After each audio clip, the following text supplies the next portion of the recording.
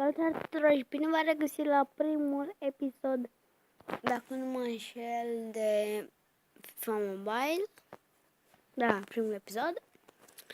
Și azi vom juca niște FIFA Mobile și apoi vom încheia episodul.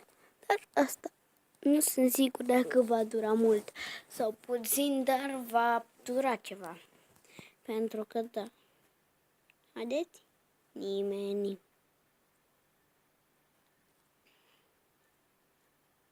Jucăm la live event. Jucăm tot League One.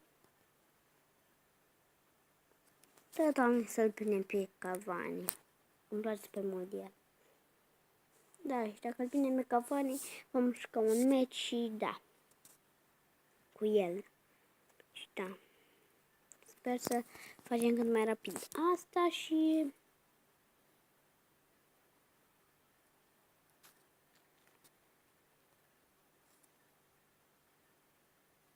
Da, haideți să vedem ce ne pică.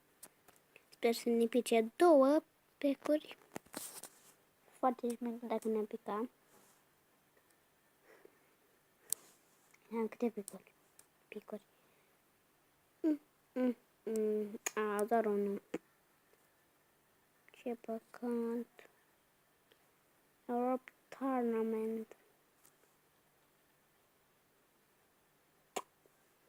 Sper că Europe Tournament sau cum s-ar chema. Dar voi încerca să o dau goluri cât mai multe și să câștig. Haideți. Hai să vedem cât bun la asta. 3 din 3 încercări, 3 goluri. 3 din 3 goluri priviți 3 încercări. Este un pic greu, dar nu chiar foarte, foarte greu. Da, îl prindem pe Tăucan. Nu costă mult.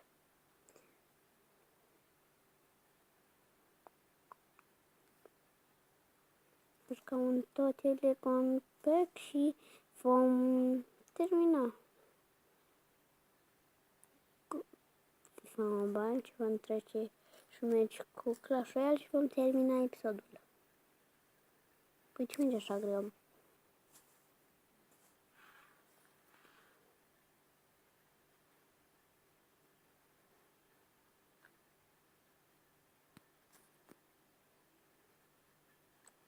Vreau să vă și arăt ceva pe Clash Royale. Pe Clash Royale doar deschidem chesturile și vom încheia episodul. Să vedem cine pică.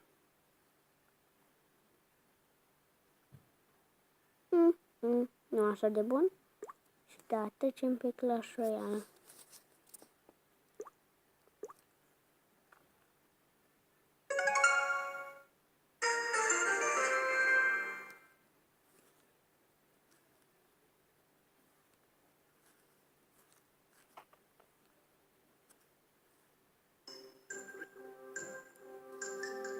Deschidem.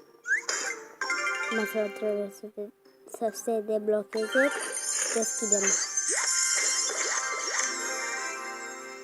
Băi. Abia nu sunt uite să vedem. Nu ne-am picat peccatul. Nu ne-am picat nimic foarte, foarte bun. Dar da, nu uitați data viitoare cu un nou episod. Pa, pa!